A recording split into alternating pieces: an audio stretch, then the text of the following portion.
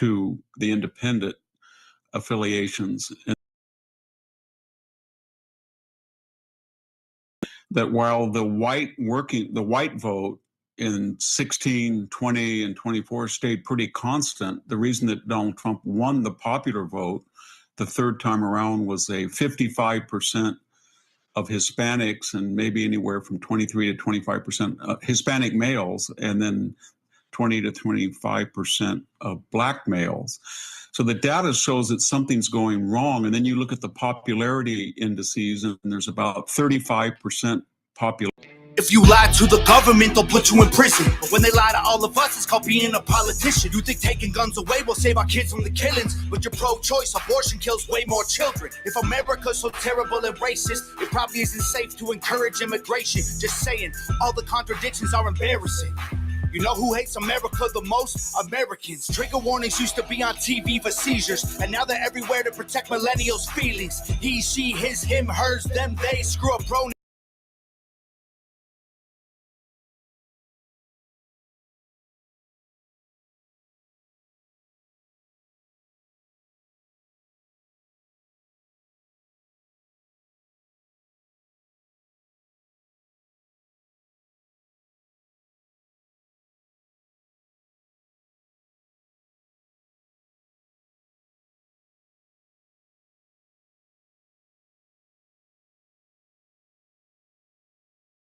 So fake, oh no, the forecast said that there'd be snowflakes. Whoa, you can make us see it your way.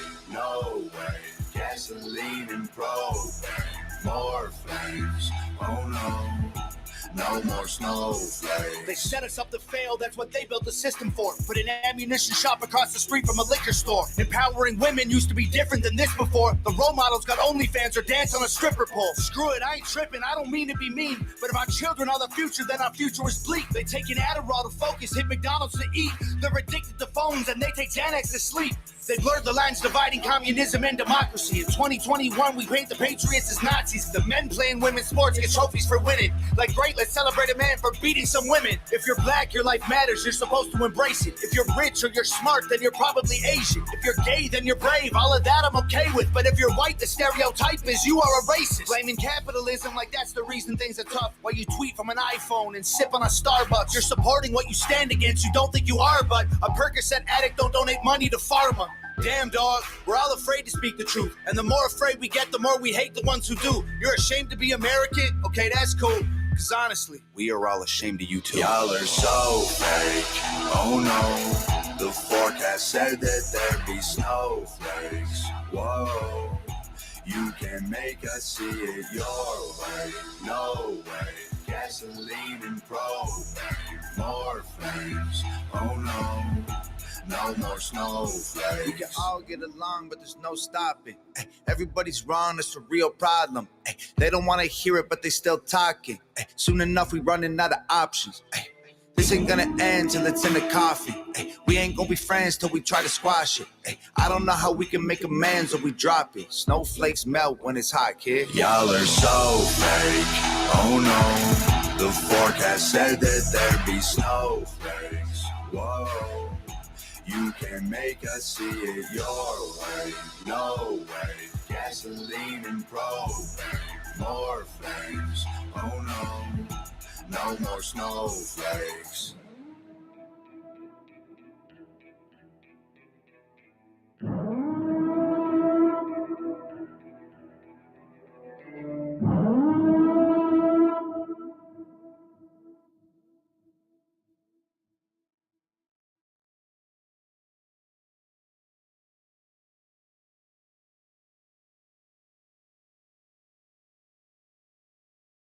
And they call it social distancing. It's actually a bigger plan. It's called social conditioning. They took away our privacy. There's always someone listening. The elections planning riots for the citizens. The government has always lied, it's history repeating. But the problem is the schools dumb you down so you believe them. If you try to speak the truth inside a tweet, then they delete it. Whole administration Satanists who claim they praise in Jesus. Every year there's a new name for enemies that we're facing. It's Al-Qaeda, then ISIS, and now American patriots. Who would have thought those who love the country the most would be hated on by folks who call America home? Both political parties are equally just as evil. They've been working for themselves, don't give a damn about the people. Black, white, yellow, brown, humanity needs you. Cause united we stand, divided they will defeat you. The man on the news says the problem is me. I'm just a small town boy with big American dreams. The world's going crazy and they lying to us. Don't know who to believe, so in God we trust. Y'all missing what was written in them pages. That was history they wrote, now you wanna change it. You racist, you hate this. Why you want us all to be locked up in cages? I can't stand the left, everything they say's depressing. Ship them to the Middle East, they can learn oppression. Believe me, I mean this quite literal. I love liberty, but I liberals. Wear a mask, stay home, complain and moan. Talk about privilege on your phone in your Range Rover, Starbucks, mango, foo-foo, whatever. The cloth I'm cut from can handle any weather. You just paper in the rain, we ain't the same. Stand for the flag, only kneel when I pray. I just pray we go back to the old days, land of the free, home of the brave. The man on the news says the problem is me. I'm just a small town boy with big American dreams. The world's going crazy and they lying to us. Don't know who to believe, so in God we trust. Yeah. I see through all the illusions, refuse to humor rumors or accept that we're losing. Easy to get caught up, consumed by the consumer.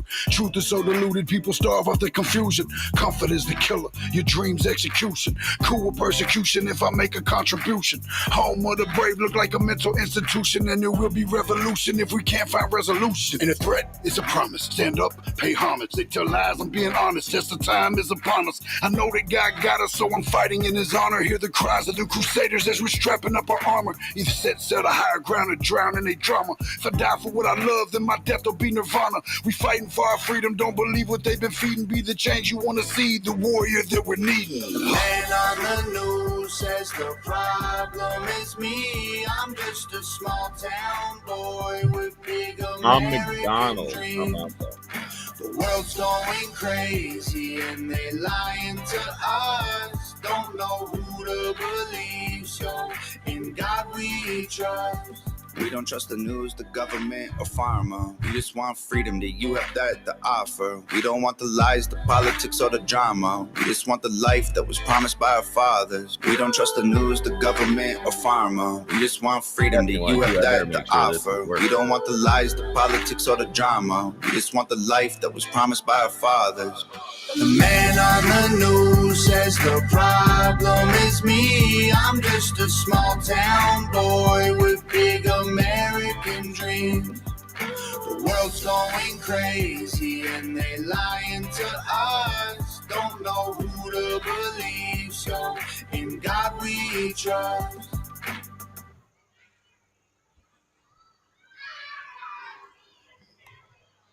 You make $150,000 a year or more. You're the guy everyone at work looks up to, but your own son never asks you to join the father-son events. He says you wouldn't.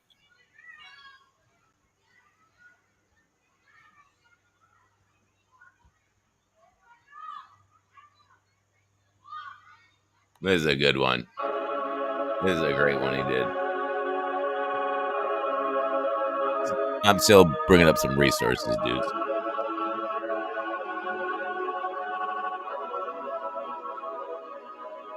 They burning the country down with their progressiveness. It started with changing what gender is. Then graduated to you're racist if you think that your life matters and Test 1, 2, 3, 4, 5. Volume check. Your skin don't have melanin. They don't want peace, they want skeletons. They want men to pretend that they're feminine. They don't want an election. They got so offended by freedom that they just try killing the president. I used to think that the woke were misguided, but now I can see that they're evil. Twitter is angry that Trump isn't dead. You know who got shot? Innocent people. Thought y'all were tolerant, thought we were equals. I thought you valued how everyone feels. Then why are y'all celebrating an attempted assassination like you're part of Antifa? Thank God the left can't aim. Thank God the right don't riot. Welcome to the home of the brave. Freedom and afraid of violence. Testing You 1, wish 2, you was 3, dying, 4, but 5. you missed. Thank God the left can't aim. Why can't we just shoot straight? Y'all are going insane, bitch, you missed. There's no one else you can blame. Tried to lock them up in a cage. Now you trying to kill what you hate, bitch, you missed. Told us trust the science, but it never made sense to me. Why would we put all our All trust right, in the that's enemy? 1, 2, 3, Millions of 4. people are hooked on See. amphetamines. They're making billions on untested remedies. Borders are open to people with felonies. Biden can't stop them. He don't have the energy. Y'all want to kill the man trying to fight for a better tomorrow by All right, making him fine, Kennedy? check, I tried to check, give y'all a check. chance. Like maybe the Testing 1, 2, 3, 4. Is it picking up the noise in the back? Let me know down there. they will defeat you. Do y'all want to kill the man? The man trying to. The left isn't nuts. I was wrong, because y'all are exactly as crazy as every conservative person I know said you were all along. Wanna protest, go hard. Wanna burn flags, go off. But y'all are so triggered that you're pulling triggers at presidents. Y'all the terrorists when you're armed. Thank God the left can't aim. Thank God the right don't riot. Welcome to the home of the brave. Freedom and afraid of violence. You wish you was dying? Bitch, you missed. Thank God the left can't aim. Why can't we just shoot straight? Y'all are going insane. Bitch, you missed. There's no one else you can blame. Tried to lock him up in a cage. Now you trying to kill what you hate. Bitch, you missed. Thank God the left can't aim. Why can't they just shoot straight? Y'all are going insane. Bitch, you missed. There's no one else you can blame. Tried to lock him up in a cage. Now you trying to kill Warning, what you hate. don't Bitch, you believe missed. the AI trading hype until you watch this entire video. Hi, I'm Lane Mendelson. I'm the The propaganda is on every channel. They think we stupid like the truth is just too hard to handle. But on your camo, it's a culture war and load the ammo. They want Antifa ruling everything like it's Seattle. And video. Hi, I'm Lane Mendelson. All right, let's see. Where were we? Oh, Victor Davis Hanson being interviewed by Charlie Kirk. If you're new to the Hunt for the Truth here, my name is Dirk Thompson. Hunt. Trying to keep the big perspective going and not just simply replaying stupid things people say on CNN and MSNBC and what everybody else is talking about. Charlie Kirk gets a good interview with Victor Davis Hanson. Oh, also, if you're new, we listen at like sometimes 1.5 speed, even 2 times speed, simply so we can take in more information. So learn to listen fast.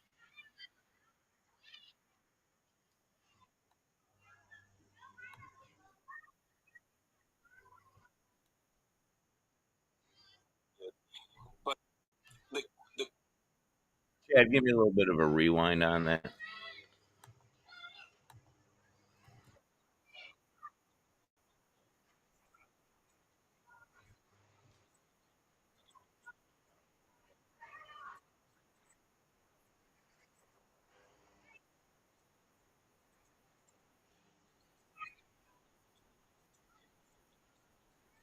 Oh, got dark. Oh, I'm not sharing. Hang on a minute. Sure. Here we go. Well, you can Excuse me. ascertain that by a lot of I think you your fridge, TV, astounding paperback edition of The End of Everything, How There we go. Wars Descend into Annihilation. And boy, is that a great way to describe what's happening between Russia and Ukraine. Victor Davis Hanson is also a senior fellow at the Hoover Institution. Great to see you, Mr. Hanson. Thank you for taking the time. I want to just allow you the opportunity to go deeper into something you said recently. You said, quote, "It's over. I don't think there is a Democrat Party right now." What did you mean by that? And please take some time to explain.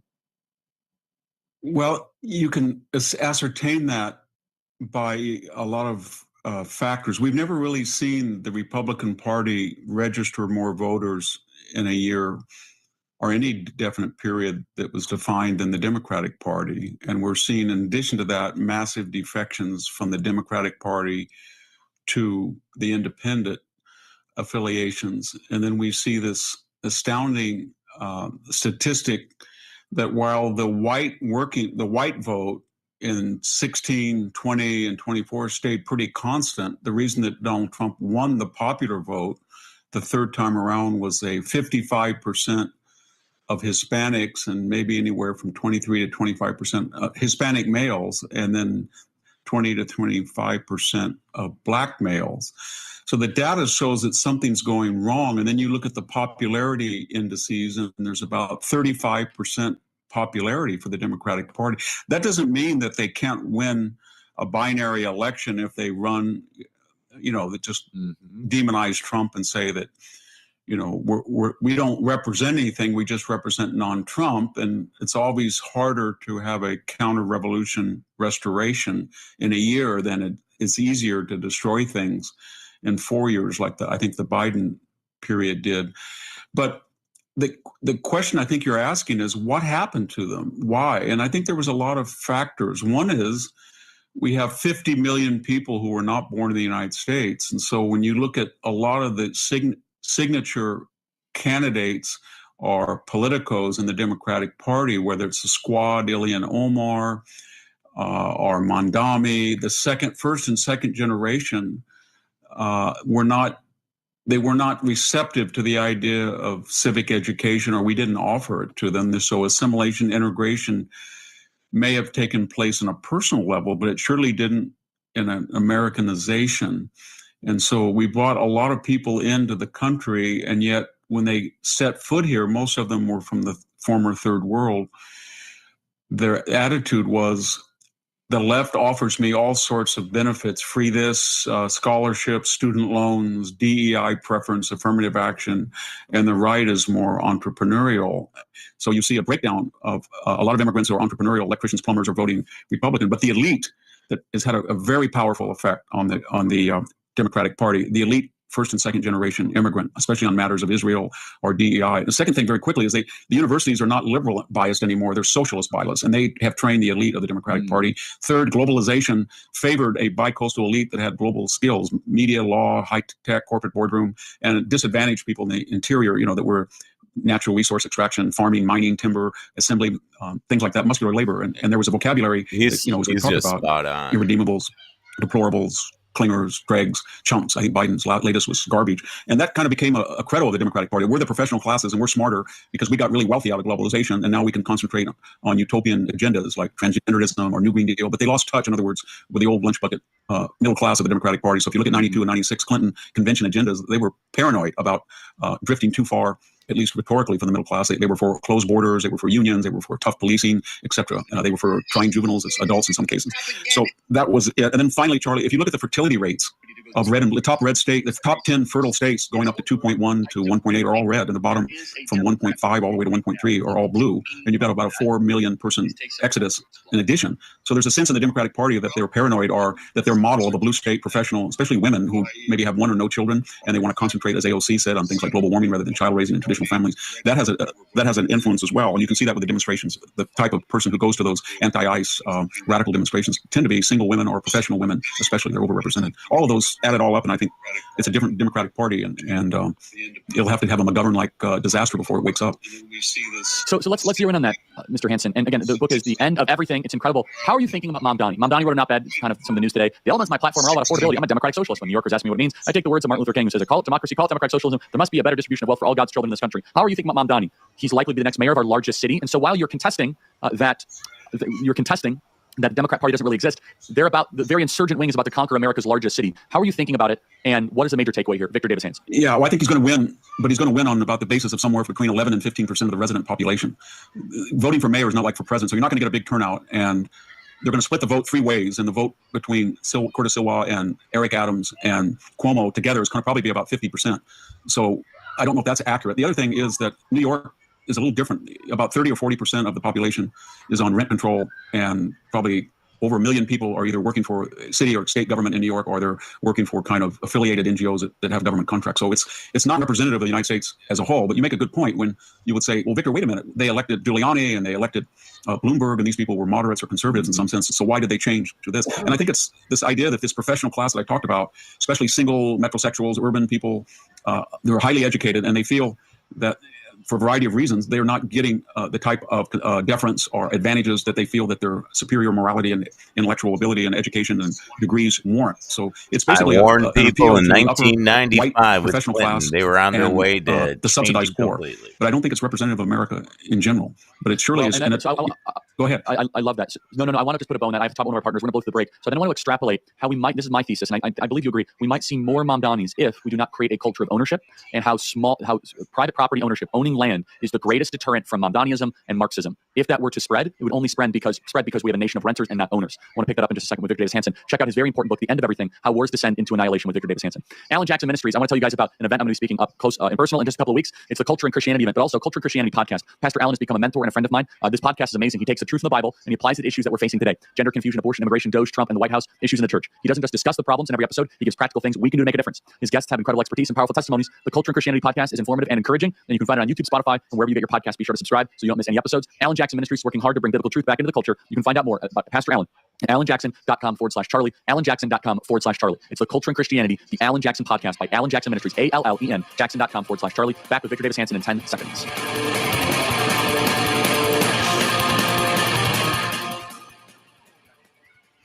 Okay, everybody, welcome back. Victor Davis Hanson with us. Victor, can you pick up on what I was saying, author of End of Everything, on we need a society of owners, not just renters, which I believe is one of the reasons why, if Mamdaniism were to become a spreading virus, it would be because of that. Victor Davis Hanson, please. Yeah, I wrote a book about that called The Other Greeks, that the origins of Western culture occurred around 700 BC, when all of a sudden there were radical changes in land ownership, population increases, and a rise of a small but predominant agrarian class, 10-acre farmers. The same thing when this country was founded, 90% of people were agrarian. And that was the idea that Jefferson said, when people are piled up in the cities and they don't own property, then it's not going to work, because it depends on an autonomous, self-reliant person to take on the responsibilities of consensual government. So I agree with that. And the problem is, Charlie, is that you look at home ownership, and across administrations and decades, it's still stagnated around 60, 62%, 60%. It's about the same percentage as the labor participation rate. And I don't know, part of it is the rise of the welfare social state that creates laxity and dependency. But the other problem is the interest rates have been too high, and the regulations have been too steep. So here in California, the average small, 1,800 square foot home is $1 million, and the interest rates are 7%. So to the degree people are buying houses or have houses, they're inheriting either the house, second home of their house from their parents, or they're inheriting the capital, or they're being lent the capital from their parents who were from a different generation when it was much easier to buy a home. So you're right. The Republicans have to address that. Rent is too damn It's taken the Republicans very quickly a little while to adjust if they're a populist, nationalist, middle-class party, because if you listen to what Mitt Romney was saying, or John McCain, or the Bushes, it was always, let's lower the capital gains rate, or let's privatize Social Security, or let's deregulate. There was some logic to it, but it ignored the idea that the middle class is the largest group in America, and you can win elections if you have free market solutions to the inability to buy homes. So about 1 minute remaining here, just really quick. I had a conversation recently with a hedge fund type. He said, but Charlie, owning is an old concept. It's a failed and older concept, very inefficient. Renting is much better, and you can maximize your returns. What would that mean for us politically, as a country, as a polis? Forget the economics of it, but if you just become a society of renters, what does that do to a people? Victor Davis Hanson. It makes people dependent on a landlord, so they don't know when they're going to be there. And if the window breaks, they don't feel like they're going to fix it. They're not going to paint the interior. It doesn't require any self-discipline or reliance or independence. You own your home. Nobody can take it away from you. And you can say, I'm going to fix it up, improve it, and I'm going to pass it on to my children. And then that creates a larger idea that you fix things and you take care of them and you're a custodian. But when you're... Wherever shut me up. They call them rebels. Basket of deplorables. They call them rogues. They claim to values or religion. And they say they're outlaws. These are the kind of guys you like to smack in the ass. War Room presents Rebels, Rogues, and Outlaws. You set out to... All right, Jack, those would be it.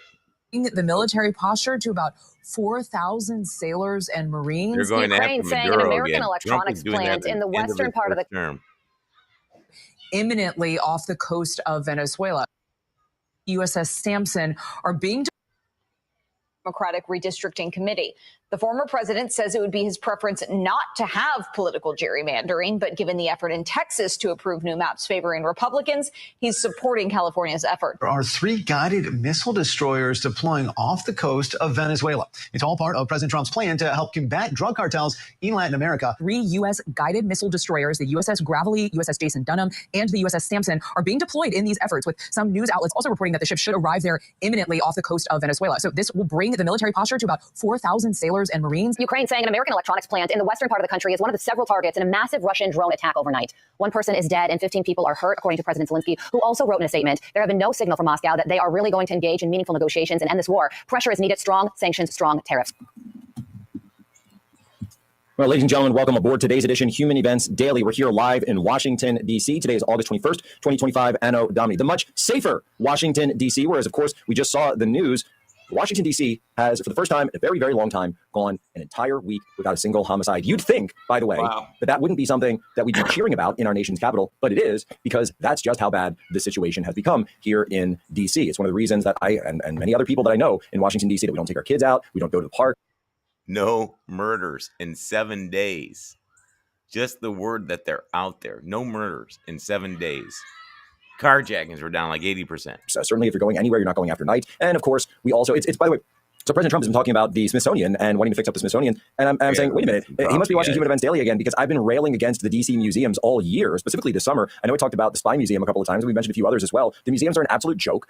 They teach lies as truth when you come into the city, and you just can't do it. You just absolutely can't have it for the kids. So as a dad, as a father who has young children in the DC area, this is absolutely something that I support. Thank you, Mr. President. I've watched all of the videos that have come out thus far, and I haven't seen a single one that I disagree with. Funny enough, you also can't seem to find any of the videos of people being arrested by ICE where they're speaking English. Amazing. Well, folks, we're looking at, of course, the Ukraine-Russia situation. Deal or no deal? And we saw the momentum early on this week, which was huge. Of course, at the tail end of last week, there historic moments in Anchorage, Alaska, the Anchorage Accords that sit down with Vladimir Putin, Sergei Lavrov, and others. Then the multilateral meeting, which came on Monday, just 48 hours later, where you had the heads of 7 world leaders coming to the White House. France, Germany, Great Britain, Italy. They were all there. Ursula von der Leyen, even Alexander Stubb of Finland. But the question is, here's the question. Will the deal come out? Because you've got an issue here, and one of the tensions is short game versus long game. All right. For the Americans, they're looking at it from the perspective of a short game. The Ukrainians are looking at it from the perspective of a short game. So are the Europeans. Because all of those leaders are directly tied to election cycles. They're also directly tied to the current public opinion of the time. The Russians don't have that. So the Russian leadership is looking at this from the long game perspective. And from the long game perspective, they're saying, what kind of deal, what kind of assurances can you give us? What do we want? By the way, I mentioned yesterday how they want to bring the United Nations in. They said UN Permanent Security Council, which would include China. Zelensky then came out yesterday and said absolutely not anything with China. So again, when it comes to these things, and I had the opportunity, real honor, by the way, to be able to sit in that new media seat in the White House and ask the question of our press secretary, Caroline Leavitt, to say, well, when we say security guarantees, what do we mean? Can we elaborate on this? And the devil is in the details, and the devil certainly is in the details here. Because when it comes down to it, a security guarantee from the West means that country, whether it be the United States, France, England, Germany, you've got to roger up and deploy troops to be willing to go to war with Russia. And no country, not even Poland, has been willing to do that over the last 3.5 years. Are we going to get a deal or not? We'll see. We've got General Flynn coming up next and get his take on it. Human Events Daily returns.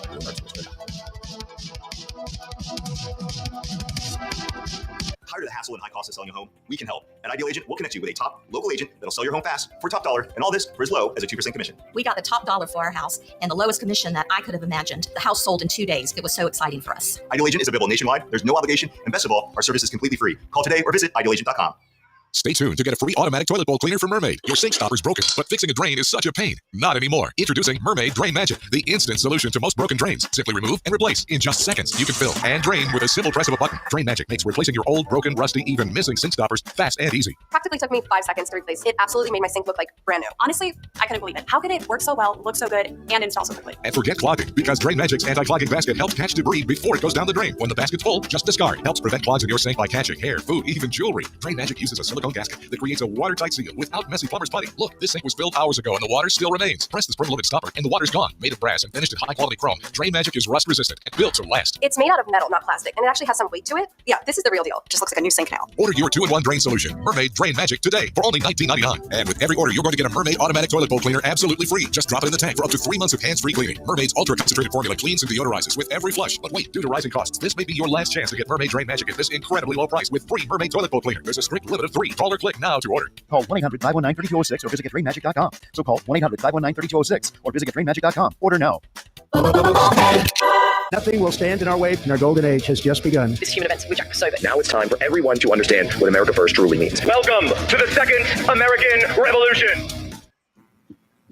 All right, Jack Posobiec, here we are back live, Human Events Daily, Washington, D.C. Folks, did you know that in the last 6 weeks, 86 million AT&T users had their name, address, and social security numbers leaked? Or that the CCP is harvesting massive volumes of Americans' personal data to train DeepSeek and other AI systems. When you're online doing the work like I am, you need that digital camouflage. And that's why I partnered with who? Our newest show sponsor, Patriot Protect. Patriot Protect removes your personal data from the internet. So whether it's Google, Amazon, or Apple, your personal data will be wiped so that scammers and cyber criminals and swatters, like the ones that tried to come after the Poso family, will not and cannot find your data. And you can take back your security and your privacy. Once Patriot Protect scans and scrubs your personal information, they'll continuously monitor your info to make sure every new instance of a possible data breach is eliminated immediately. I'm talking 24/7 protection for the cost and keeping the porch lights on. The only thing worse than getting hacked is knowing you could have stopped it and didn't take action when you could have. So go to patriot-protect.com/POSO and use promo code POSO for 15% off a yearly subscription. That's patriot-protect.com/POSO and use promo code POSO for 15% off a yearly subscription. patriot-protect.com/POSO. Very excited here on Human Events Daily today, Real America's Voice, that we've got a very special guest rejoining the program from Washington, D.C. It's General Michael T. Flynn. General Flynn, how are you? I'm doing great, Jack. Thanks for having me on. It's a very, very important day here. I was listening to the earlier part of the show about the lack of murders in our capital, which is where I'm at right now. And it's sad that we even have to report on that, but we do. So good on President Trump for doing what he did. Oh, it's incredible, and I can't wait to see that ride along later today. I'm sure that's going to be quite the entourage you'll have with him security-wise. Exactly. But hopefully he won't need as much as usual. Yep, exactly. Well, I'm actually here in Washington, D.C. I had a great meeting with the Secretary of Defense this morning on some other issues, but very important time that we are in right now. A lot of things still coming out from the DNI and I think DOJ over the weekend. So a lot of things happening. In addition to, I know what you wanted to talk about really was this deal or no deal, right? Are we going to get a peace deal between Russia and Ukraine, and frankly Russia and the West, as we saw Trump meeting with damn near half of the European Union and NATO the other day. So I think where we're at right now, and one little piece of intel, and I'm not sure a lot of people track the breach. There was a cybersecurity attack against Ukraine recently. All right. Oh, General Flynn. I'm in Columbus, Ohio right now and Hunt for the Truth. I'm doing a little remote thing from my kid's house, but woo, I'm not sharing the screen, am I? That's my bad. I walked away, didn't share the screen. Anyways, had to go get a sweater on. This is the hottest time of the year in Columbus. Usually it's in lower 90s, upper 80s. We're down to 68 degrees. Got the sweater on, made some hot coffee. Now I'll put up the right screen with Jack Posobiec show Human Events today. Let's get back to... Oh, yeah. Nope. It says it's showing. Are we going to get a peace deal between Russia and Ukraine, and frankly Russia and the West, as we saw Trump meeting with damn near half of the European Union and NATO? Now, if you're just tuning in, welcome to the Hunt for the Truth. My name is Dirk Thompson. We're online everywhere, video and live exclusively on Rumble. All social media, it's at Hunt for the Truth, all one word, the number 4. And stylistically, we like to make truth all caps. All right, General Flynn, Jack Posobiec. Oh, if you're new to also cult members, we listen at multiple times speed. Protect.com/POSO and use promo code POSO for 15% off a year. So good on President Trump for doing what he did. Oh, it's incredible, and I can't wait to see that ride along later today. I'm sure that's going to be quite the entourage you'll have with him security-wise. Exactly. But hopefully he won't need as much as usual. If you're just tuning into what's going on today, get this. President Trump is going on a ride along. A reporter asked him when he was at the Kennedy Center if he'd be willing to go on a ride along. So he's going out on a freaking ride along with the cops, the president of the United States. Now, presidents will go out of the White House and stop at a hot dog stand or something, but they never tell you. They're telling you hours before he's going to be out there. The press pool is going to go with him. This is going to be like another McDonald's moment, but like way serious. So, yeah, he's going to go on a ride along. Yeah, exactly. Well, I'm actually here in Washington, D.C. I had a great meeting with the Secretary of Defense this morning on some other issues, but very important time that we are in right now. A lot of things still coming out from... You got to know that he's mentoring Colonel Gabbard. Why don't they call Tulsi Gabbard Colonel Gabbard? Every now and then, especially when she shows up to hearings, she should put on her Air Force uniform, have her bars up there. Colonel Tulsi Gabbard joins us tonight. Colonel Gabbard, I would make, it gives her more authority. If people don't know her background, she looks like a hot-looking chick with some cool gray wisps of hair, but no. Colonel Gabbard, Colonel Tulsi Gabbard. Do that over and over and over again. All right, see, this is one of the reasons I play the clips at fast speed, as we do this live reaction here. On a Thursday, God bless America. The DNI and I think DOJ over the weekend. So a lot of things happening. In addition to, I know what you wanted to talk about really was this deal or no deal, right? Are we going to get a peace deal between Russia and Ukraine, and frankly Russia and the West, as we saw Trump meeting with damn near half of the European Union and NATO the other day. So I think where we're at right now, and one little piece of intel, and I'm not sure a lot of people track the breach. There was a cybersecurity attack against Ukraine recently being in the last 96 hours. And there was a range of data. One of the points of data was a number of killed in action over the last 3 years. The records of the deceased were actually part of the attack. And we're looking at 1.7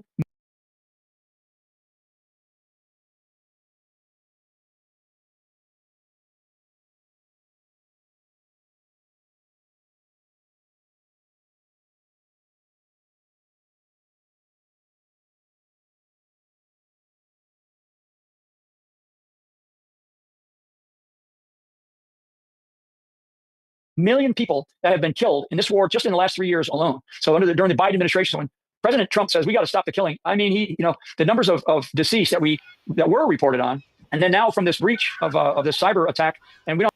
I'd heard about the 1.7 earlier today. I didn't know that the figure actually came from actual documents hacked off the Ukrainian government servers. 1.7 million. Now, other people weren't definitely not believing like the 300,000, 400,000, even 500,000 number, but 1.7 million dead Ukrainians. And the liberals and the world elite did all of this on purpose. Jail, I say, jail. I'm not sure who exactly did it yet, whether it's the Russians or whether it's the Chinese or whether it's internal. No clue yet. But the numbers of killed in action, civilians and military, is just staggering. So there has to be some recognition of those numbers for those that are trying to come to grips with how do we achieve a long-lasting peace deal, right? Not a ceasefire that they typically don't end well, but a long-term peace agreement. And I do think that there's going to be some security guarantees that are going to have to be given to Ukraine. I've called for an election, an immediate election in both Ukraine, and in that election, a referendum of sorts for not only the president of the country of Ukraine, the government of Ukraine, but also Also, tell your friends this guy's a dictator. He canceled all the elections, and he hasn't been elected in office for the past 2 years. People do not know that stuff. But that's one of the reasons why the Ukrainian parliament is starting to get pissed, and parents are getting pissed. 1.6 million people. Referendum on what the people in those eastern Donbass. That would be like 5 million in the United States. What's the? Yeah, that man bad. Bastards want to do. Give them a choice, right? We want to have people given the freedom to choose, where they stand. You give those people a choice as well. We can do those things. We've set those kind of international elections up. We've monitored them. The United States of America, nobody does it better if we have the right people, and we're not trying to sway a country one direction or another. So those are just a couple of things that need to be considered. Color Revolution. We were reacting to Mike Benz's series he's doing on the U.S. International Peace Institute. Just a bunch of commies doing color revolutions all over the world and now in the United States. Considered as we go forward in coming up with a peace negotiation and a peace deal. Never mind I think what can be huge benefits will be an economic, and we have the best president in our history to be at the helm right now in the United States to come up with probably one of the best economic deals between not only Ukraine and Russia, but between Russia and Europe and Russia and the rest of the world. So there's so much at stake there. The other thing that I have asked for and I've spoken about is I kind of call it a mini Marshall Plan. Most people don't remember the Marshall Plan.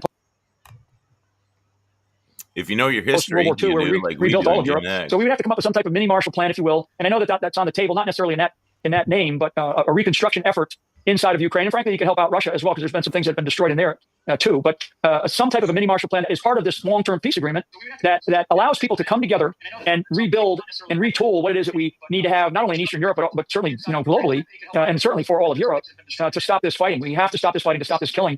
And neither side, Jack, can afford it any longer. The manpower is not there, the economies are not there, and more attrition is not in anybody's benefit, except for probably the CCP. I think that one of the great beneficiaries here is China. So let me stop there if you have any questions.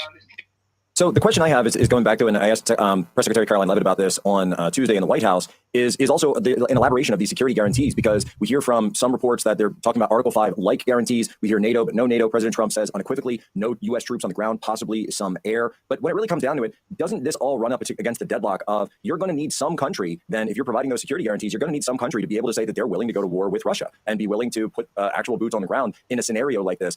And I'm looking around and I just don't see anyone in Western Europe or the United States, quite frankly, that's going to be saying that they're willing to do so. Yeah. So a couple of things, Jack. First of all, Ukraine does not meet the conditions to join NATO. They just don't. They also do not meet the conditions to join the European Union. So those are pretty high standards. And there's still countries in the Balkans that are trying to join the European Union, but they have not been able to because they can't meet the conditions to join that particular consortium. So that just put that in a box. Now what we're talking about is the potential to deploy military forces in some type of posture, maybe as a barrier force, in between, in sort of a no man's land between the two countries. So who is going to do that? And the question there is, should it be NATO or should it be the European Union? Because the European Union has a military force all of its own. So it doesn't necessarily, the answer doesn't have to be NATO. And I also want people to understand that as we go forward, one of the important parts of what is happening and what's been going on is the destruction is so monumental that there's going to have to be some sit down. So you achieve a peace agreement, but part of that peace agreement has to be a recognition that we are going to have to rebuild parts of that country, in this case Ukraine, and probably certainly elements along the border, certainly some of the cities and towns along the border, as well as even into the Crimea area. So those elements, is it the European Union that should step in and help there? Is it the world? Is it countries like the Republic of Korea? Is it Japan? Are there other countries that step into this role? What I do not recommend is I do not recommend the United Nations stepping in, because I think it would become a quagmire of sorts, and it's the wrong direction to take. I think that there has to be a direct responsibility by Europe, and I think principally the European Union more so than NATO because NATO is what it is. It has a high standard of coming and joining. It is a defensive charter. When they talk about Article 5, what does that mean? Does that mean if something happens, how do you prove that what happened? Then do you respond to it immediately? Do you gather the intelligence and you do the analysis as to what happened before you make decisions to deploy troops against in this case Russia? So big questions, and I do think that Europe. And that's why I'm so glad that Trump had that mini summit, really a European summit in the Oval Office. They're the ones that are going to have to take responsibility. I think President Trump is doing all he can to bring the capabilities, the intellect, and the resources of the United States to help where we can help. But we have other issues, and he knows this, right here at home that have to be dealt with. Not only our border, not only our own streets and making them safe, as he's done in Washington, D.C., but we've got to rebuild our military. We've got to retool our military. We've got to get We certainly do. General Flynn, we've got a quick break coming up. Let's hold there. I want to hold you over after this because this is a thorny Gordian knot, if you will, the Odyssean knot. President Trump, if anyone can solve it, it will be him. Right back, Jack Human Events on Real America's Voice.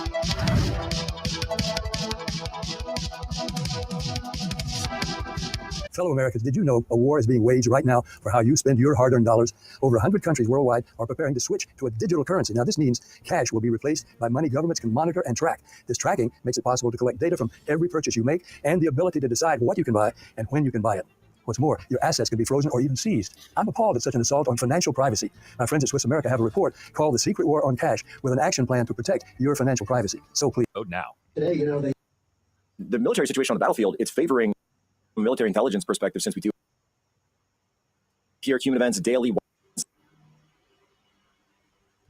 Washington, D.C. We're on today with General Michael Flynn. He just met with Secretary Hegseth. He's here in Washington, D.C. as well, getting up to speed and briefed in on a lot of different things that are going on, talking about rebuilding the force. But General Flynn, I want to get into, if we could, from a military intelligence perspective, since we do have your expertise with us and you've been gracious with your time. When you look at the battlefield right now, and this is something that I've brought up again and again with my contacts in D.C. as well as when I was on this trip with up to Anchorage and then back in the White House for this multilateral, the mini summit, the military situation on the battlefield, it's favoring the Russians at this point. And so when we're talking about this deal, I think everyone needs to remember that the Russians either have to agree or disagree. And right now, there's a lot of people to the right of where Putin is right now in the Kremlin saying, why make a deal at all? Why not just keep going, take Odessa, work our way up the river to Kiev, and just be done with the whole thing? Because we've had deals, we've had Minsk Accords and Budapest agreements and memorandums, and they never seem to be followed. So why not just go for the whole thing? And it seems to me that it's easier for the Russians to walk away right now than it is for us, and they seem more willing to. Yeah, and I wrote about this the other day where I said, to the victor goes the spoils in war. But in this case, the victor so far is Russia. And so you're exactly right to raise this issue because the Russians may not hold the moral high ground, but they hold the ground. And they're in a much better posture militarily than the Ukrainian military. Now, when you talk about an array of forces, when you look at the size and scale and capabilities of the Russian military compared to the Ukrainian military, it's much different. And despite all of the potential equipment sales and provisions that have been given to the Ukrainians, they are running out of fighting age males because of the number of losses that they have had. And frankly, the defections. And that's one of the indicators that you look for from a military intelligence perspective. You look at the morale and inside of the opposing force that you're facing. And I can tell you the morale inside the Ukrainian military is not high. And the fact that they're now having to force much older men, in this case 60-year-olds and above, to come into the military to be able to fight on the front lines. So I don't know if Russia has the ambition. There are probably some on the far right in Russia, far right of Putin, that means really far right, that want to go and take over Kyiv and all of Ukraine. But I actually think that there is a group around Putin that says, look, we hold this ground right now. We're in a really strong negotiating position. We want to maintain what we have and basically hold what we have and keep that as our strategy and not necessarily threaten all of Europe, which the Russians don't have the capability to do that. So anybody that says, well, NATO's worried about Russia attacking across the plains of Europe, that's not the Warsaw Pact anymore. They do not have the rear end, the capacity, the capability to do that. They have barely the capability to do what they're doing in Ukraine, but they hold the ground right now. And you use the term Odyssean knot. That people need to pay really close attention because Odessa, Crimea, and the Black Sea are parts of this deal that Russia desperately needs because there is an economic angle to this war. That's where President Trump. Well, I've said for a long time, and maybe this may be my bias as a Navy guy, but when I look at the port city of Odessa, the Dardanelles Strait, the mouth to the Black Sea, I say this is everything. This is everything right here. It's probably the most strategic point that the Russians have ever held. And it's something that we're going to have to deal with. We have to work with them. There's still control mechanisms within the Black Sea. You mentioned the Dardanelles, of course, the Eastern Mediterranean. So when you look at the bigger picture here, Jack, it's not just these eastern provinces of Ukraine. There's a much bigger play here. And this is where we're going to have to try to figure out in a long-term peace deal, what does that mean? Does it mean constant direct access by the Russian Black Sea fleet to be able to exit and entrance, the Dardanelles Strait to get into the Mediterranean and then operate at least in the Eastern Med? I mean, they have not been able to do that for a long, long time. And they only started to do that back around, probably 10 years ago when they brought their Black Sea fleet out to actually support our operations against ISIS in Syria. When the United States of America and the U.S. military and Russian forces were working together. That was at the tail end of really actually it was probably the middle of the Obama administration. So, I mean, there's so much history here that we have to, and recent history that we have to understand to be able to have this negotiated settlement that has a long-term value to it, a long-term value proposition, not just something that is a ceasefire, which will end, the next time somebody blinks the wrong way. So that map that you're showing is so meaningful. And I do know that there's some other things that are going to be in play here. I love the fact, and let me just throw this in because it matters. Trump's pressure on Venezuela right now, okay?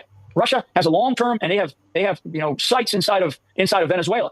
Venezuela is right off of our borders here, folks. So this pressure that Trump is providing against Venezuela right now matters to these negotiations. This is why when people talk about 3D, 4D, 5D chess, Trump is a master at this, and he's got levers of power and levers of authority that he's able to exert when he goes in to bring these two presidents together. Last point, Jack, and I'll get off my high horse. In the Oval Office, there was a question to Zelensky about, well, are you going to have an election again? You declare martial law, right? And he says, well, no, we can't have an election until the war's over. Wait a second. As I wrote about the other day, during the American Civil War, we've had elections. During World War II, we've had elections.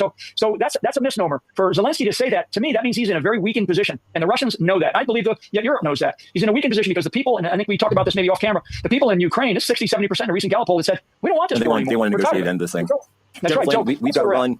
I know you've got to run. You've got a number of meetings. I want to thank you for being so gracious with your time. Where can people go to follow you and get all your access to your favorite reps? And they go to generalflynn.com. Generalflynn.com. I got a new book out, Pardon of Innocence. It's a great bestseller. So generalflynn.com. Thanks, Jack. Generalflynn.com. Get that book. Make sure you're supporting a great American general. Be right back. It's just like our new house. I hope you have an American Home Shield warranty. Leaky toilet? Fixed. Oven beyond repair? If AHS can fix your covered item, then replace it, no matter its age. Sign up today at AHS.com. US Med, a trusted supplier of diabetes equipment for nearly 30 years, has great news for people living with diabetes and the pain of regular testing. New Medicare and private insurance guidelines have expanded coverage for continuous glucose monitors, even for people not using insulin. The days of repeated, painful finger sticks are over. Now you can wear a continuous glucose monitor, or CGM, and eliminate routine finger sticks. US Med has the newest models of CGM, which are more accurate and convenient than ever. CGMs are shown to lower your A1C, increase your time in range, and reduce the risk of hypoglycemic events. Shipping is free and will even bill your insurer directly. Don't spend one more painful day testing your blood sugar. Call now to get your continuous glucose monitoring system so you can take control of your diabetes and get back to enjoying life. Call US Med now. Tired of the hassle and high cost of selling a home? We can help. At Ideal Agent, we'll connect you with a top local agent that'll sell your home fast for top dollar, and all this for as low as a 2% commission. We got the top dollar for our house and the lowest commission that I could have imagined. The house sold in 2 days. It was so exciting for us. Ideal Agent is available nationwide. There's no obligation, and best of all, our service is completely free. Call today or visit idealagent.com. He became one of the world's greatest leaders. He changed the course of history. Now, Lech Walesa, the Nobel Peace Prize winner, is coming to North America on his first ever Grand Lecture Tour. Be part of this historic event. Meet the global leader live on stage as he takes you behind the scenes of history's greatest turning points and the greatest challenges of our time. Join the conversation that will shape our future. Register now at historyexplorer.com. The bathroom of your dreams is only a phone call away with BCI Bath & Shower. We can make your ordinary bath and shower extraordinary. This is not a cookie-cutter design. This is a complete custom build that will fit your every need, and discounts for seniors and military. And Jack, where's Jack? Where's Jack? Where is he? Jack, I want to see you. Great job, Jack. Thank you. What a job you do. We have an incredible thing. We're always talking about the fake news and the bad, but we have guys, and these are the guys that be getting Pulitzers. All right, Jack, so here we are back, Human Events Daily, Washington, D.C. We're talking about deal or no deal. What is the situation? Does it seem like the diplomatic deadlock, is locked in, or will President Trump, ironically, be going to Alaska to thaw the ice? Well, he certainly has thawed it in a sense with Russia. The question is, will he be able to get Europe to come along? I want to get Lieutenant Colonel Tony Shaffer on right now. We just had General Flynn give us his sit rep, and I want to bring Tony Shaffer on now. Lieutenant Colonel Shaffer, how are you? Hey, I'm well, Jack. Always great to join. Thanks for having me. Oh my gosh, so Tony, I always tell people that every time I have you on, you've got to take the biggest victory lap ever, because Tony Shaffer was the one who told us, look to the end of July. The end of July is when all of Ukraine is going to blow up. There's going to be counteroffensives. There's going to be all this stuff going on. And nobody in the world was talking about it except for Tony Shaffer. And that's exactly what happened. Not only did we see that breakout by the Russian forces, but it also triggered worries about a collapse in Ukraine. And then this huge, monumental, historic swing of diplomatic meetings with President Trump, Vladimir Putin, and the multilateral mini summit at the White House. So kudos to you, Tony, for just nailing that. What happened, Jack? So Tony, and we're just playing a clip of the summit there. So Tony, when you look at things, you saw that at the beginning of summer, you saw that this would be an inflection point. Where do you see things as it stands now? Well, to summarize the military situation, it's dire for Ukraine. I don't think people fully understand it. I think President Trump has people around him who are not quite being honest with him regarding how bad it is. The whole Pokrovsk encirclement. Anybody can go. There's a number of outlets which are covering this, and the Russians, while they're not anxious to get it done, they are getting it done, and they're strangling off the last effective forces. Azov Brigade is there deployed. The Azov Brigade is being essentially used as kind of a stopgap to stop the inevitable. It's just coming, and once it happens, it's going to be catastrophic for the Ukrainian military. There's been some leaked documents, which I don't necessarily think are completely accurate.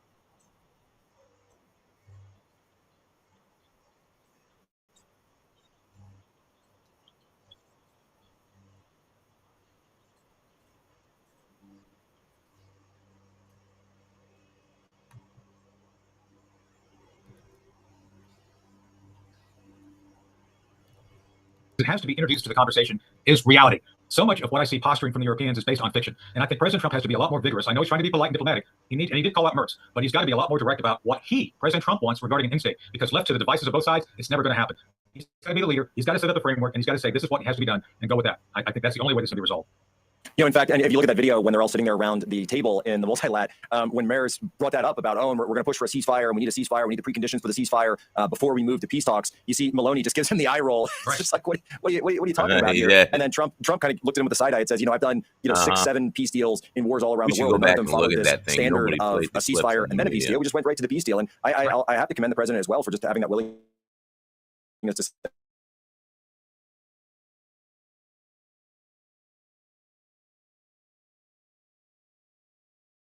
to try to get the date a month from now for the next meeting. He goes, a month? No, let's call him right now. And he calls Putin right in the middle of the meeting.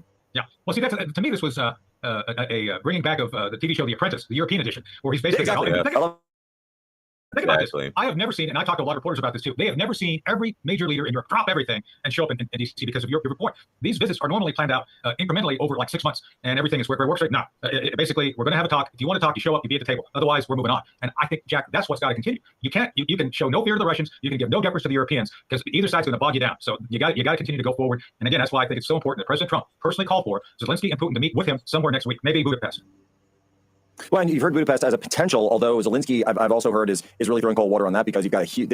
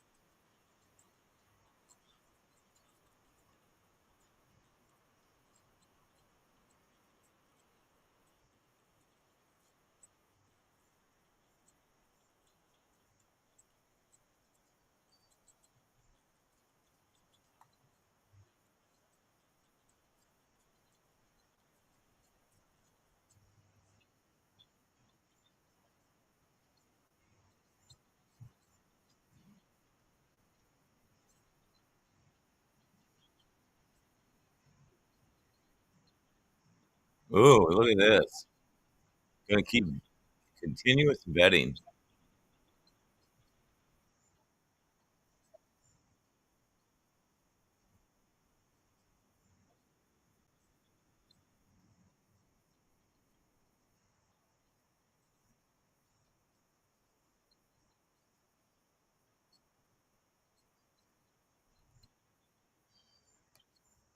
Let's go back to this. Trump administration reviewing all 55 million people with visas for potential deportable violations. State Department said today that it's reviewing the records of more than 55 million foreigners who hold valid U.S. visas for potential revocation or deportable violations of immigration rules. The department said that all U.S. visa holders subject to, quote, continuous vetting and an eye toward any indication that they could be ineligible for the document. Should such information be found, the visa will be revoked, and if the visa holder is in the United States, he or she would be subject to deportation. Gotta love it. Gotta love it.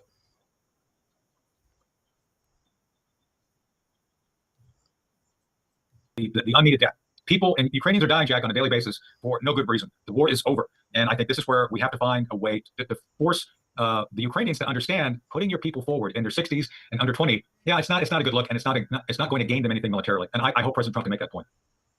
Well, and I'm also looking that Professor John Mearsheimer is out again, and he's been saying this quite a bit lately, but he's out again in First Post right now saying that he doesn't think that a deal is possible, not from the U.S. and Russian side, but again from the Ukrainian and European side. He says that the two countries are poles apart, talking about Ukraine and Russia, no compromise. Odessa is something still.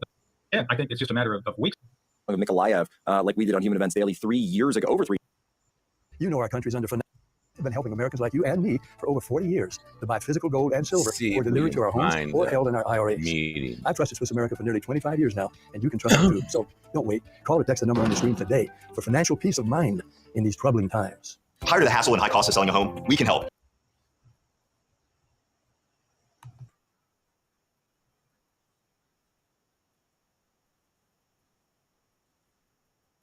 Excuse some Tom McDonald while I'm looking for this meeting.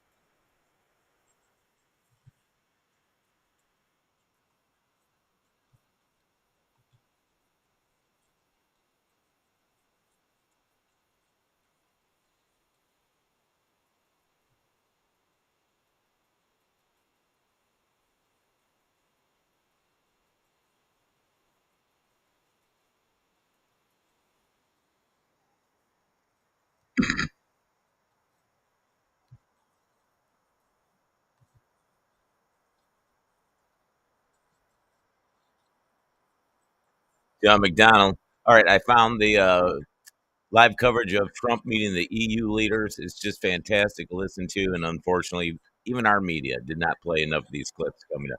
We're going to finish up with Tom, though. The devil's a Democrat. Winning after Newsom with this a few weeks ago.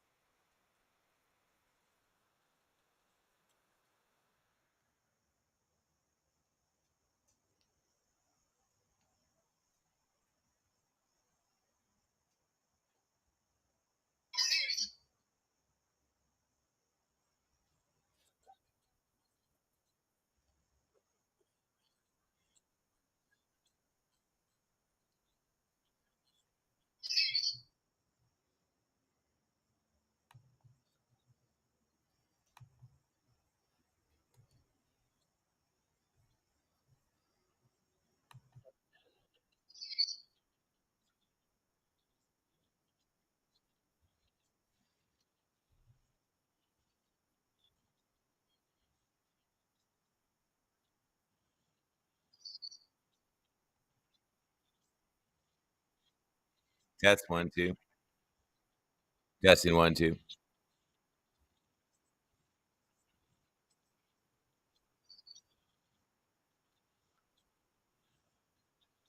Test 1 2.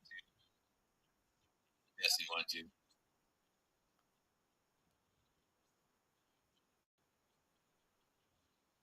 Why isn't this?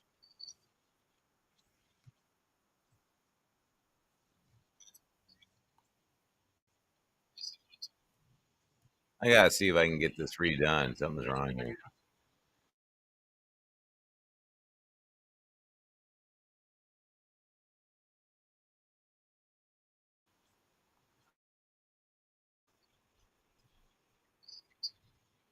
I gotta see if I can get this redone. Something. And it's an honor to have him as my friend. Thank you very much. You look great with your tan. When did you get that tan? I want to get a tan like that. President Stubb of Finland, and he's wait a minute. Where are we here? Where? Right here. Oh, you look better than I've ever seen you look. But you've done a great job, and we wanted to have you here because you're somebody that we all respect. There we go. You've got a lot to do with the success, I think, and the potential success. And thank you very much. What if you only traded zero DTE options around events that are 100% guaranteed to happen? We found a company that tracks the best zero DTE trades. A great job, and we wanted to have you here because you're somebody that we all respect. We appreciate it. And the president of the European Commission, Ursula von der Leyen, who's somebody that we just made a big deal with all of those countries. I don't know. I think you might be more powerful than all these guys at this table. I don't know. But we had a great negotiation, and we want to stop the killing, get this settled. Okay, I got it back to the beginning. All the audio, I think, is fixed, so let's roll. I've just had the honor of being with President Zelensky and all of the discussions that we've had. We covered a lot of territory. And I spoke indirectly with President Putin today. We're going to call President Putin right after this meeting. I'm sure we're going to have a solid meeting, good meeting, maybe a great meeting. And we're going to try and work out a trilat after that and see if we can get it finished, put this to sleep, because this is not since the Second World War has there been anything like this. So I'm honored to welcome NATO Secretary General Mark Rutte, who's a great gentleman, great political leader in Europe generally, but now he's the NATO Secretary General, and you're doing a fantastic job. Thank you very much, Mark. Prime Minister Starmer of the United Kingdom, our friend and my friend, and doing really well. And people like him a lot. We all like him. Everyone knows President Macron of France, who's been with me from the beginning. Can you hear me over the audio? He's a foreign dignitary, and I liked him from day one. And I like him even more now. That's pretty good. That's unusual. That's a pretty unusual thing. Prime Minister Meloni of Italy, who's a really a great leader and an inspiration over there. She's served now, even though she's a very young person, she's served there for a long period of time relative to others. They don't last very long. You've lasted a long time. You're going to be there a long time. Chancellor Merz of Germany, who is a very strong person and a very strong leader and very highly respected in Germany. And he's my friend, and it's an honor to have him as my friend. Thank you very much. Very good. You look great with your tan. Where did you get that tan? I want to get a tan like that. President Stubb of Finland, and he's somebody that, where are we here? He's so funny. Oh, you look better than I've ever seen you look. But you've done a great job, and we wanted to have you here because you're somebody that we all respect. And you've had a lot to do with the success, I think, and the potential success. And thank you very much for being here. We appreciate it. And the president of the European Commission, Ursula von der Leyen, who is somebody that we just made a big deal with all of those countries. I don't know. I think you might be more powerful than all these guys at this table. I don't know. But we had a great negotiation, and you're respected all over the world. So I want to thank you very much for being here. It's a great honor to have you.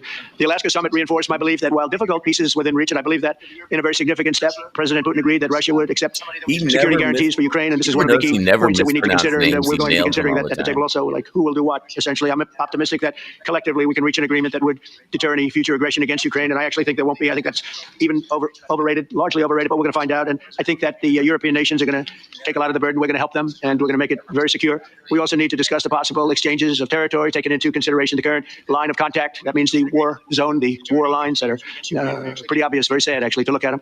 And negotiating positions. President Putin, also, you have President of Ukraine, who is we just met a little while ago, and we're going to try and get a three-party meeting, maybe as soon as we can. And I have a feeling you and President Putin are going to work something out. Ultimately, this is a decision that can only be made by President Zelensky and by the people of Ukraine working also together in agreement with President Putin. And I just think that's very good things are going to come of it. So I hope we have a good meeting. And if we can have a good meeting, I'll set up a meeting with President Putin. And if you'd like, I'll go to that meeting. And not that I want to do that, but I will do that because we want to save a lot of people from dying. A lot of people are dying, and we got to save them. We've got to save it. 5,000, 6,000, 7,000 people sometimes a week. All of us would obviously prefer an immediate ceasefire while we work on a lasting peace. And maybe something like that could happen. As of this moment, it's not happening. But President Zelensky and President Putin can talk a little bit more about that. You know, in the 6 or so wars that we stopped, we haven't had a ceasefire. And so So I don't know that it's necessary. You can do it through the war, but it would be. I like the ceasefire from another standpoint. You immediately stop the killing. But I believe a peace agreement at the end of all of this is something that's very attainable, and it can be done in the near future. With all of the wars that I got involved in, we only have this one left.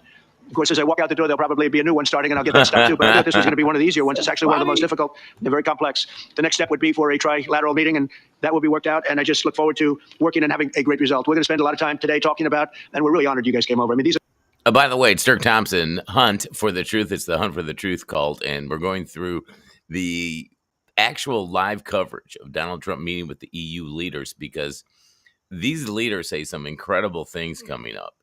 And I didn't even see Bannon or anybody play in-depth clips from all of this news that happened during this dinner. And if you are new, we listen at 1.5 to 2 times speed. You'll get used to it. Trust me, it took me a while. And I do that so I can consume as much information as possible. Like with Bannon's War Room, I can watch that in like half an hour at double speed and fast forward through the 4-minute commercials. So that's why you hear it fast. I know it's at fast speed. So the heads of major countries and respected all over Europe. Georgia Maloney's and they speak hot. for, largely, I think I should say, but pretty much for the other Watch countries their of Europe. faces, too. I And don't know what the we will quality's come like. to a resolution Testing today, I out think, on the almost everything, including Chrome-based probably the security. Rumble And streaming that's pretty much the software. story. I'd like to say, Mr. President, would you like to say So watch something? their You have the faces. media. If you want, you could come over and you This could is stand. re- You could listen use to mine or you could just okay, turn around, this whichever is you. the clip. This is the clip right here. Listen to Zelensky's voice crack when he starts talking about the missing children and the First Lady Melania's letter to him. he got emotional. And again, media didn't pick up on it. They probably didn't even see because they don't watch. Feel comfortable with. Thank you so much. I can speak without microphone. He offered him to come over and sit in his chair. Did you notice that? Thank you so much. I think that we had very good conversation with President Trump. Very good. And it really was the best one. Maybe the best one will be in the future. But it was really good. And we spoke about very sensitive points. The first one is security guarantees. And we are very happy with President that all the leaders are here. And the security in Ukraine depends on the United States and on you and on those leaders who are with us in our hearts. They have been online before yesterday and etc. So a lot of countries on the side of Ukraine, our people, and all of us want to finish this war, stop Russia, stop this war. We spoke about it, and we will speak more about security guarantees. This is very important that the United States gives such strong signal. Hey, it's Victor from Victor's Home Solutions. My roofing crews are doing work in your neighborhood this week. And since my man and equipment will already be there, I can offer you a discount if we schedule an appointment. Shut up. And is ready for security guarantees. The second point, or maybe the first, humanitarian direction, very important to exchange all the prisoners. And I think that President will help. And I was very thankful to your wife again, Mr. President, for the letter about our Slow it down. Hang on a second. I'm going to pause and slow this down because this dude almost cries. At least I think. What do you think? Listen to this and then put it in the comments. Is he breaking up just a little bit here, getting a little emotional? And I hope that really it Watch his face. Can be historic role for the people to bring kids back. He lowered his voice, had a little hesitation. He was looking down. To the families and be happy. And Get the people back, yeah. Yes, this is so important, and I'm happy that we discussed it, this track with the President Trump, and I hope that we will find decisions. And then what is very important that all the sensitive things, territorial, etc., we will discuss on the level of leaders during trilateral meeting, and President Trump will try to organize such meeting, and he said that he will come or not come. Ukraine will be happy if you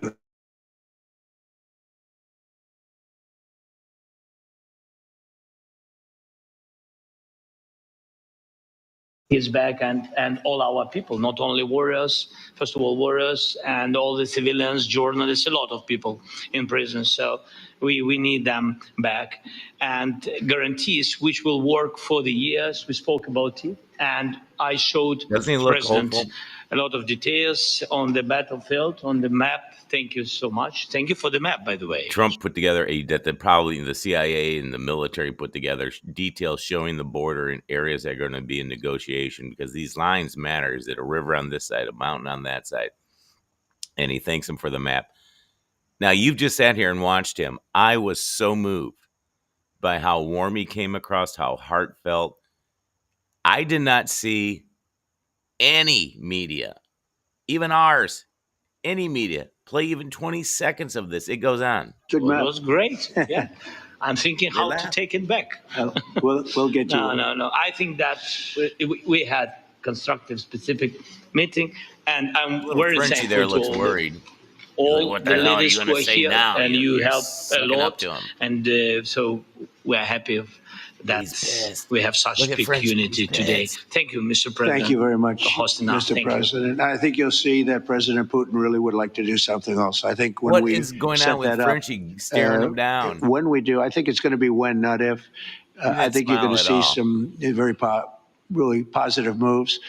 I know there's over 1,000 prisoners, and I know they're going to release them. Maybe they're going to release them very soon, like immediately, which I think is great.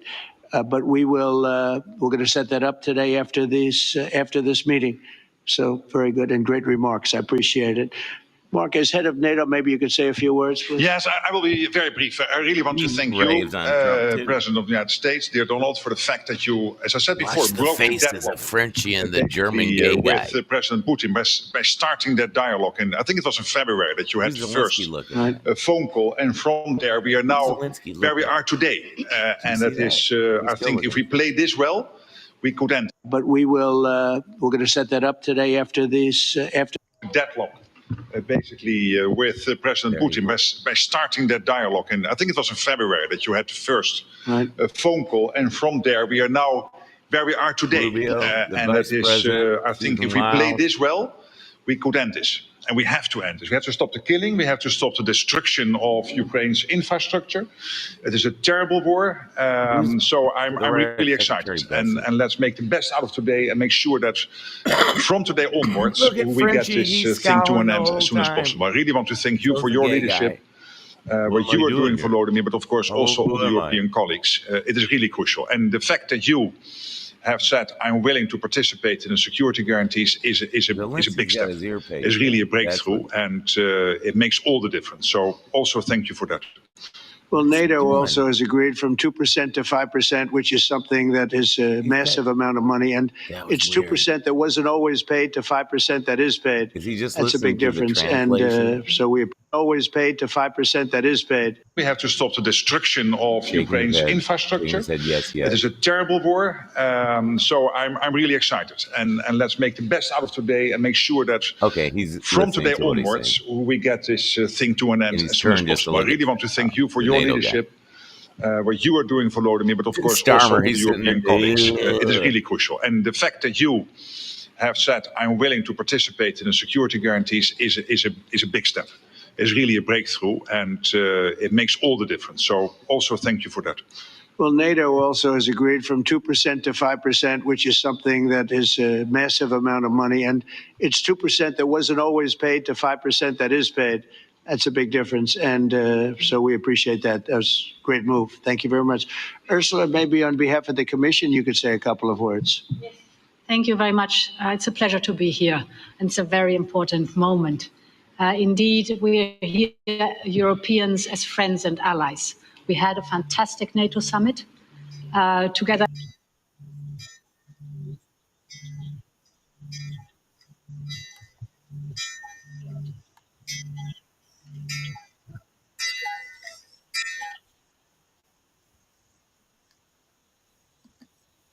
Zone D, more lines that are.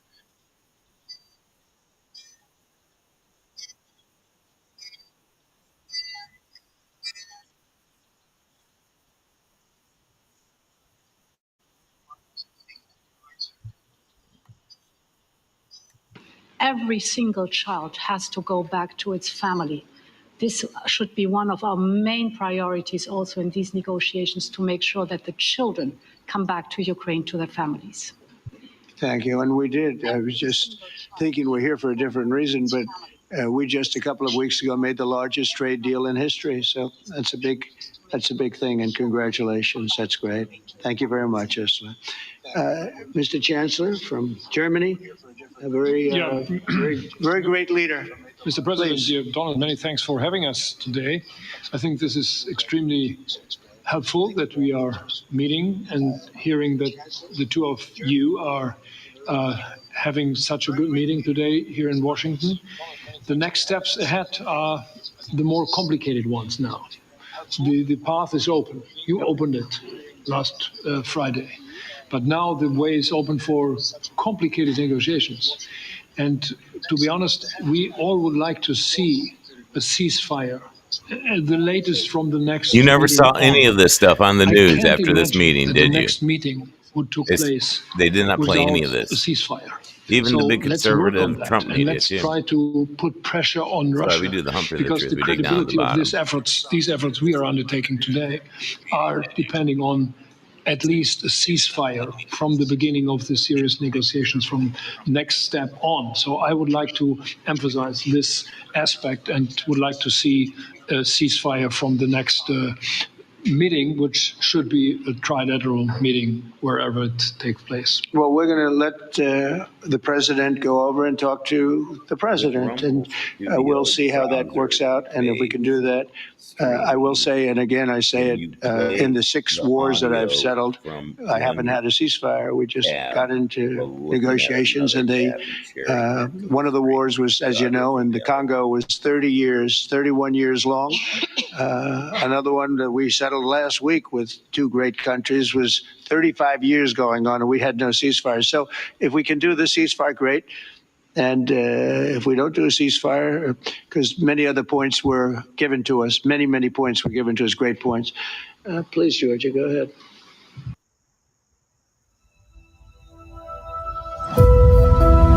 EVE Online is a vast universe, alive with the unrelenting activity and combined history of its players. Pursuing lives of adventure, warfare, and prosperity, they share this existence in the biggest single shard, free-to-play MMO of all time.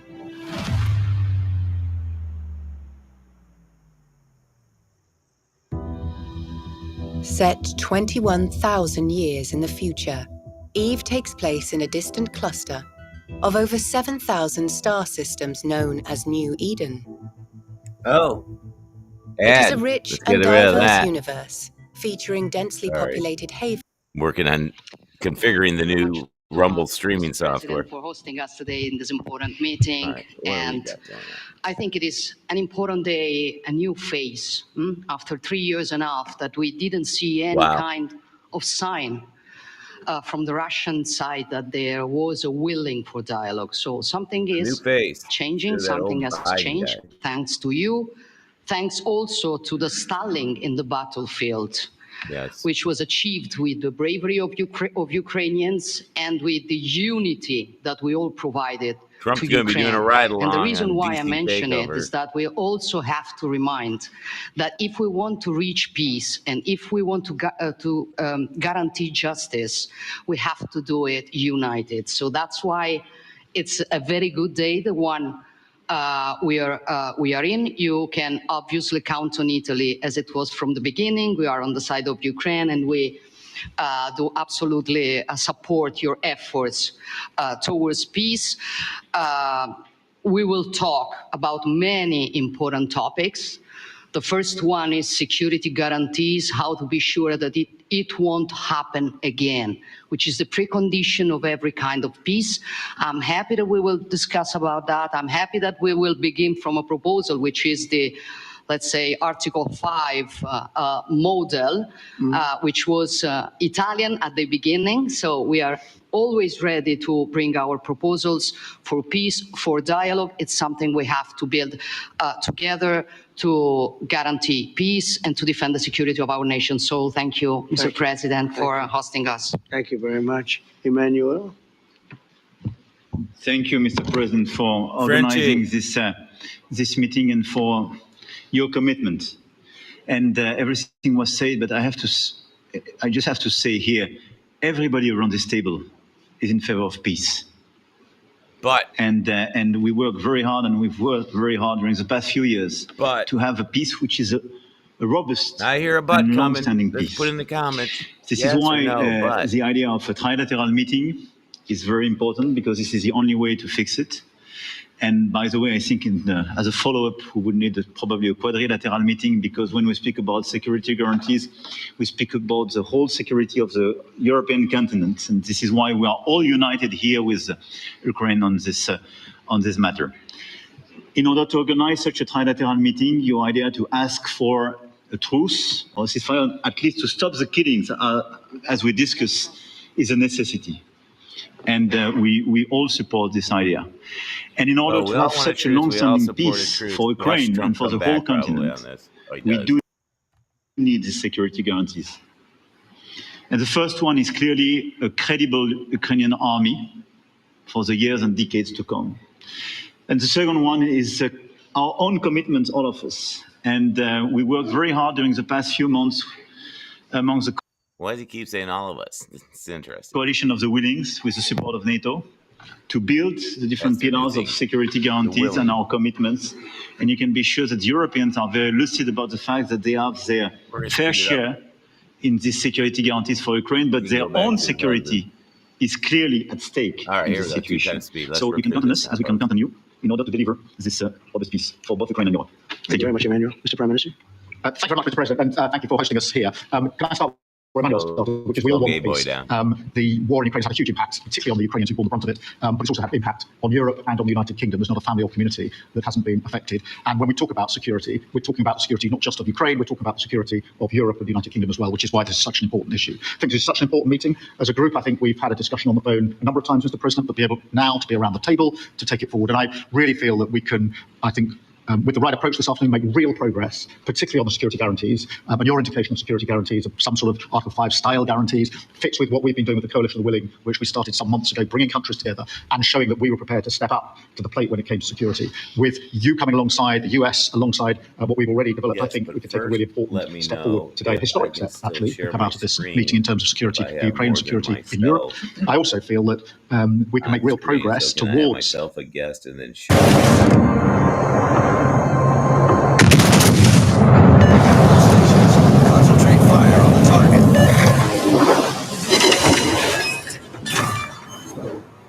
Battleship sunk.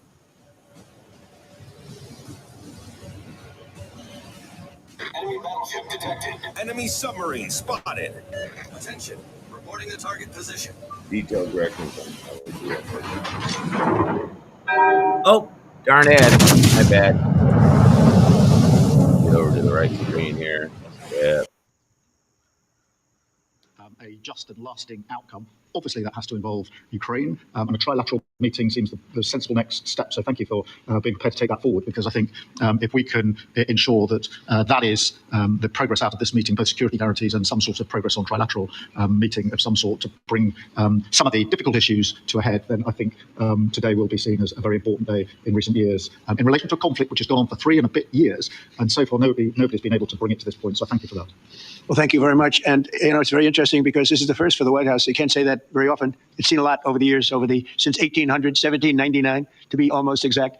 But this is the first where we've had so many prime ministers, presidents, the heads of European nations. And by the way, Alex, I'd like you to say a couple of words, too. You're a young, powerful man. Before I finish up, I want you to say a couple of words. Go ahead. I'll take the notion of youth back to my wife and try to convince her. Thank you very much, Mr. President. I think in the past 2 weeks, a smart we guy, had more progress in ending this war than we have in the past 3.5 years. And I think the fact that we're around this table today is very much symbolic in the sense that it's Team Europe and Team United States helping Ukraine. And the progress that we're looking out of this meeting is about the security guarantees, which are a big part of this. And then, of course, moving towards a process with a trilateral meeting with you and President Putin and President Zelensky. Some of the international media might wonder, why is the President of Finland here? I think the reason is probably that we might come from a small country, but we have a long border with Russia, over 800 miles. And we, of course, have our own historical experience with Russia from World War II, the Winter War and the War of Continuation. And if I look at the silver lining of where we stand right now, we found a solution in 1944, and I'm sure that we'll be able to find a solution in 2025 to end Russia's war of aggression and find... I'm talking to my phone and how to change some of the layouts and functions of this new Rumble browser-based streaming. I'm learning So more. we're going to be meeting big for deal. a while, and we're going to lug discuss around some a of bunch the of issues. software. And I don't think there's any issue that's overly complex. It's at a point now where people want to do things. I really do believe, I've known him for a long time. I've always had a great relationship with him. I think that President Putin wants to find an answer too. And we'll see. And in a certain period of time, not very far from now, a week or 2 weeks, we're going to. It's over. But look at that. Weren't those nice comments? Weren't they? Honestly. Zelensky's comments, that should have made world news everywhere. I mean, what's up with that? Is that crazy or what? Kind of get this camera angle right. That's unbelievable. If you're just tuning in, can I go check? Can we go back? Get to Zelensky again. We need to double down. This is just amazing things he said in the. Let's see. Where is he? And Trump offered him to come over and sit in his seat. Buffering. My son-in-law's internet has issues. Wars was, as you know, in the Congo was 30 years. We are in. You can.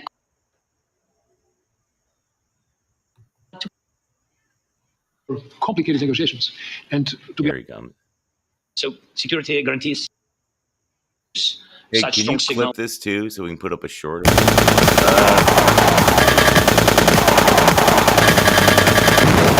Those things. And is ready for security guarantees.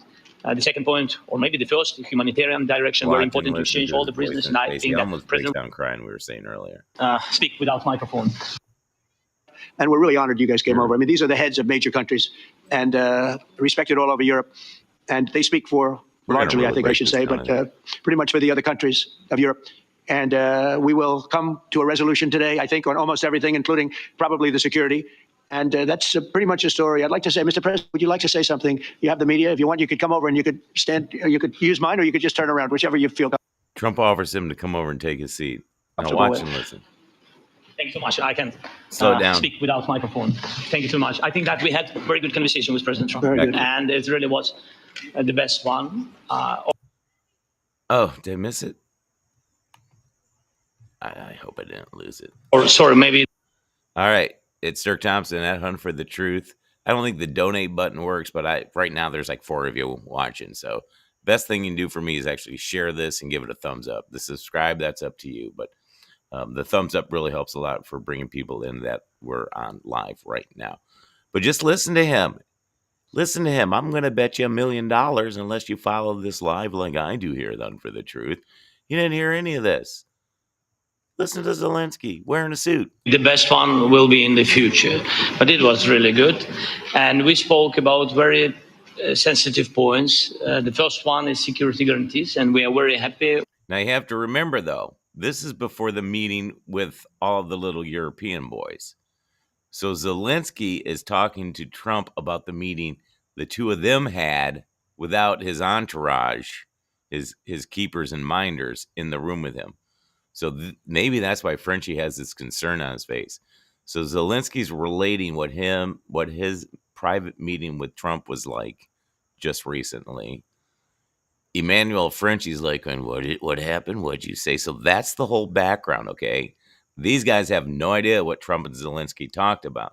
Zelensky's summing up their meeting I think he's going to come on. It was President that all the leaders are here, and the security in Ukraine depends on the United States and on you and on those leaders who are with us in our hearts. They have been online before yesterday. I didn't get the video up. I am a so freaking lot sorry. of countries on the side of Ukraine, dummy. our people, and all of us want to finish this war, stop Russia and stop this war. We spoke about it, and we will speak more about security guarantees. This is very important that the United States. This is like the fourth time I've heard this. It's just I noticed something different every time. So I'll let you watch. And you can't hear when I do that either. The second point, or maybe the first. God, I screwed that up. The next step would be for a try. And before yesterday. Around, whichever you feel comfortable with. Thank you so much. I can speak without microphone. Thank you so much. I think that we had a very good conversation with President Trump. Very good. And it really was the best one. Or sorry, maybe the best one will be in the future. Look at that. Contrition. Very pleased. But it was really good. And we spoke about very sensitive points. I had forgotten that these guys had not heard what they talked about. That's why the gay German guy is over there going, what did they say? And Macron's like, God damn it, why is he acting nice? God damn it, why weren't we there? God damn it. I better call my husband. Let it know I'm coming home. The first one is security guarantees, and we are very happy with President that all the leaders are here, and the security in Ukraine depends on the United States and on you and on those leaders who are with us in our hearts. They have been online before yesterday, and etc. So a lot of countries on the side of Ukraine, our people, and all of us want to finish this war, stop Russia and stop this war. We spoke about it, and we will speak more about security guarantees. This is very important that the United States gives such strong signal and is ready. And up to today now, they've been mentioning we might provide air cover. If you remember, if you're an old Gen Xer like me, we did the air cover over Iraq. We didn't let them put anything in the sky. For security guarantees. The second point, or maybe the... Emmanuel's leaning in. He's like, what is this guy doing? Next, he's going to start crying about children. First, humanitarian direction, very important to exchange all the prisoners, and I think that President will help. And I was very thankful to your wife again, Mr. President, for the letter about our abducted children. And I hope that really it can be. He's breathing. He's slowing down. He's about to choke. And Trump, I think, saves him here just a little bit. Historic role for the people to bring. And as he's saying this, he's looking down. It's like, this is coming from his heart. God, I sound like a body fucking expert or whatever those weirdos are called.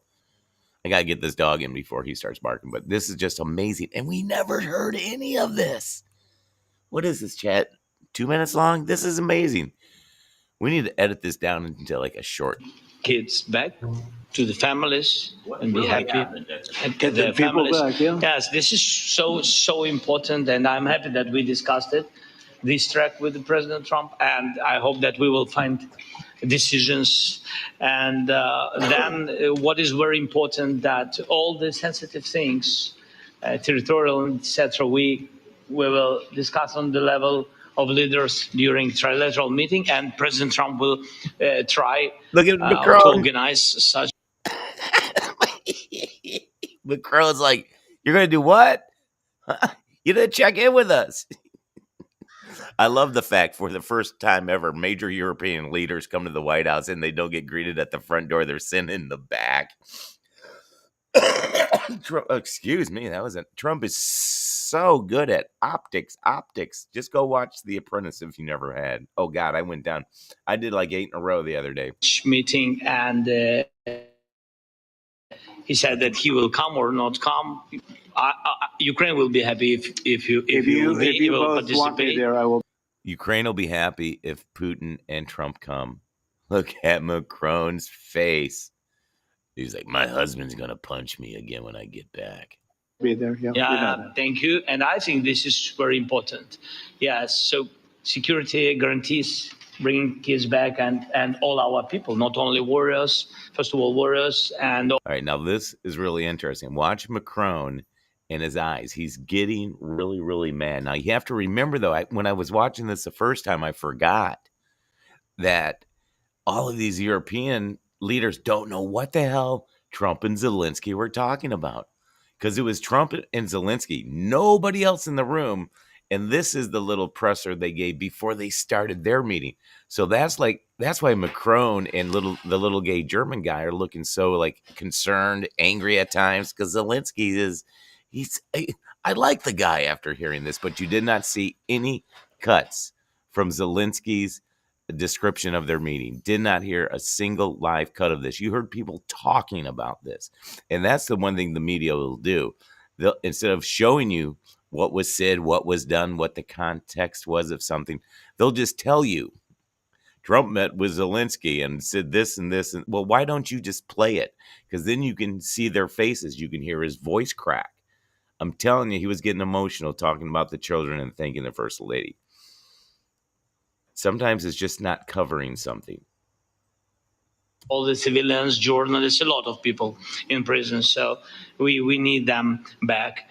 And guarantees which will work for the Watch years. Macron, keep your eye on his eyes. And I showed the president a lot of details on the battlefield, on the map. Thank you so much. Thank you for the map, by the way. So the other thing, you have to make sure if these people are listening to an interpreter through an earpiece or not, because their reactions will be delayed as the translation comes through. Frenchie here understands perfect English. Vladimir, he speaks English, but sometimes will use a translator. And I think Frenchie might be using a translator. It looks like a little ear. Oh, here comes the train. I got to turn my microphone off. God. But keep your eye on Stammer's face and Frenchie's face. I'm telling you, his husband's going to smack him in the face again when he gets home. Well, it was great. Yeah. I'm thinking how to take it back. We'll get you. I'll tell you about the think map at the end of this. we had constructive, specific meeting, and I'm very thankful to all the leaders who are here, and you help a lot, and so we are happy that we have such big unity today. Thank you, Mr. President. Thank you very much, for hosting us. Mr. Thank you. President. I think you'll see that President Putin really would like to do something else. Thank you I think very when much, we set that Mr. up, President. when we do, I think it's going to be when, not if. I think you're going to see some Macron's like, very what? It's going to be really when, not positive if? moves. I know What you there's guys doing over with that 1,000 prisoners, and I know they're going to release them. Maybe they're going to release them very soon, like immediately, which I think is great. But we will. We're going to set that up today after this meeting. So very good and great remarks. I appreciate it. Pretty cool. All right. Do you want to learn the trading strategies that we've perfected over the last 30 years? Hi, I'm Lane Mendelson. I'm the president of Vantage Point AI, the leading market forecasting software that's helped over 35,000 traders find life-changing trading opportunities just like these. I've been featured on news networks such as Fox Business, Yahoo Finance, and even at the NASDAQ. I was even named one of the top 10 tech entrepreneurs to follow. If you've been curious to learn how to utilize AI in your trading, there's plenty of other new startup companies with very little to no